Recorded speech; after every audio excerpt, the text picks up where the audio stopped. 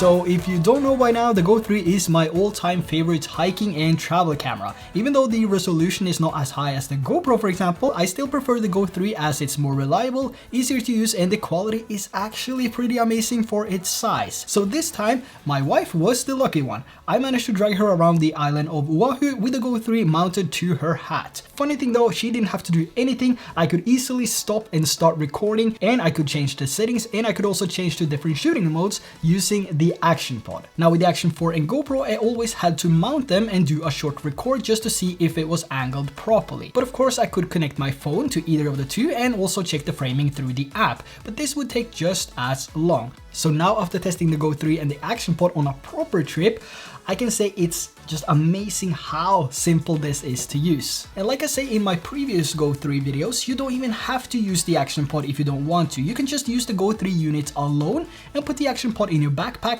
pocket, or even leave it at home if you just want to bring a small, tiny, subtle camera to record your moments. Now I also tested a new dive case for the GO 3 which allowed me to frame everything and get the perfect shot of Mr. Frank here, which was pretty excited to see me after 6 months. So, you know, we just spent a few minutes connecting, chatting about life, and he told me that his brother Alfred was waiting for me at the electric beach. But that's for a different video, so make sure that you hit that subscribe button if you enjoyed the video so far, and drop a like to help this video reach more people. Now the GO 3 itself can also be used without the dive case, of course, and it's waterproof down to 5 meters. But what's really awesome is that the dive case allows you to use the Action Pod as well. However, without the dive case, the GO 3 is, like I said, waterproof down to 5 meters, but I do recommend using a dive case anyway, especially if you don't have an option to clean your camera with clear water right after you have been snorkeling or diving, as the salt will eventually start building up and eat its way through your camera. But if you want to know more about the dive case for the GO 3, there is a link down below. Now I do get a lot of comments on the GO 3's quality, and that a lot of people say that the quality coming from this is not good,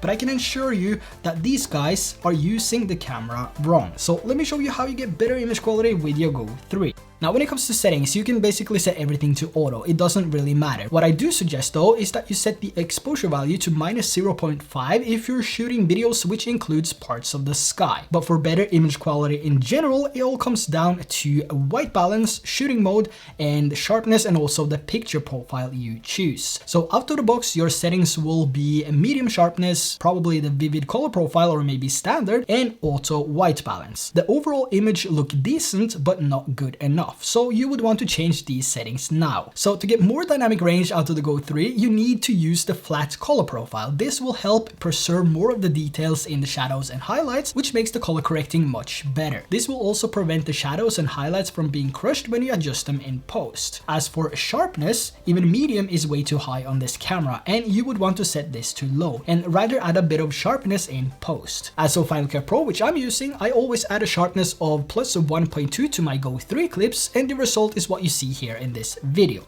But now over to the interesting part. Have you ever used your action camera indoors, maybe at a shopping mall or something similar, and when you get back home you see that 99% of your shots are useless because of the jitter and artifacts, and the stabilization is far off? The reason for this can be two things. You're either shooting with auto white balance, or you have the wrong manual settings in combination with auto white balance. The problem is here that the white balance will constantly try to shift to match the scene as best as possible. This is not only for the Go 3, but it's a lot of cameras that has this issue, like the Action 4 and also the GoPro Hero 12. So when the white balance goes from one Kelvin to another one in a low light scenario, the stabilization of these cameras just can't seem to follow, which results in these jitters and artifacts. Of course, you might experience some anyway, and I have, even with the best settings for low light, but adding the correct settings will definitely improve on the stabilization, which again will improve on the overall quality and the footage that you get from these cameras. I'll leave some settings on the screen here so you can try these out for yourself before you go on your next trip, and hopefully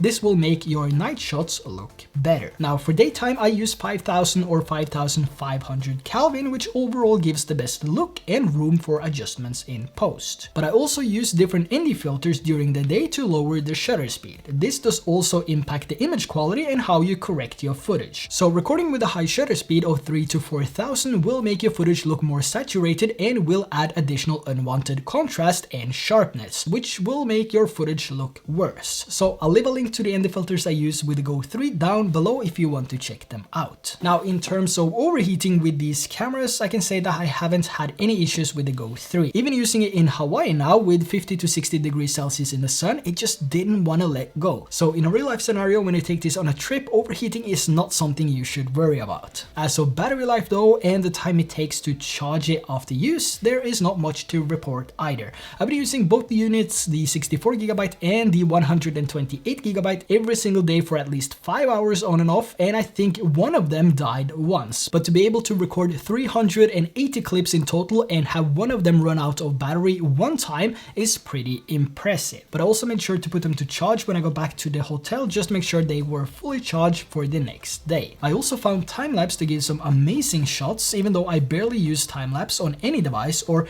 I would say if I were to use a time-lapse, it would probably be with the X3 or the 1-inch model, since these will give me more freedom in post and I can create some amazing moving time-lapses. But I really do like the time-lapse quality coming from the Go 3, and with its magnetic backplate as well, I can also see a wider use of this feature. Now there's also important to know that the Go 3 is also that type of camera that was made to record all type of videos, and also videos that you normally wouldn't be able to capture because of a bigger camera, which took way too long to set up. Now the big question is the Go 3 a worthy camera, and could it be my main travel camera? Yes, the quality coming from this is better than both the GoPro 12 and the Action 4 in some scenes, and the quality is more than enough for what I post here on YouTube. And if you're the one that usually checks the framing of your shot before you actually start to record, just to make sure everything is properly framed, well, there's no easier camera to use than the Go 3 with the Action Pod. The low light capabilities of this is also pretty good if you make the adjustments before you start recording, and most of these shots here were also taken by just holding the Go 3 unit itself, so it's a pretty effortless way of capturing your favorite moments. Now whether or not the Go 3 is for you is up to you to decide, but honestly I think that this is a must-have camera, especially if you have kids, if you do a lot of hiking, traveling, or activities where you might not want to bring a bigger camera. Even though the GoPro 12 records 5.3K videos even in HDR, I can see myself taking the Go 3 over the GoPro Hero 12 along with my Action 4 when I'm out traveling in the future. I'm also curious to know your thoughts on the Go 3. Is it something that you have, or is it something that you will get for Christmas? Now I do hope this video could help you in making the right decision on whether or not the Go 3 is a camera for you, but when it comes to deciding between the different sizes, whether the 32, 64 or 128GB, I can highly recommend getting the 128GB version. It will last much longer before you need to dump the files, which is something I really appreciated on this trip. So yeah, that wraps it up. If you enjoyed this video, let me know by dropping a like, and if you want to see Alfred in the next video, which is Frank's brother, then make sure to hit that subscribe button so you don't miss out. So thanks for watching, and I will see you in the next video.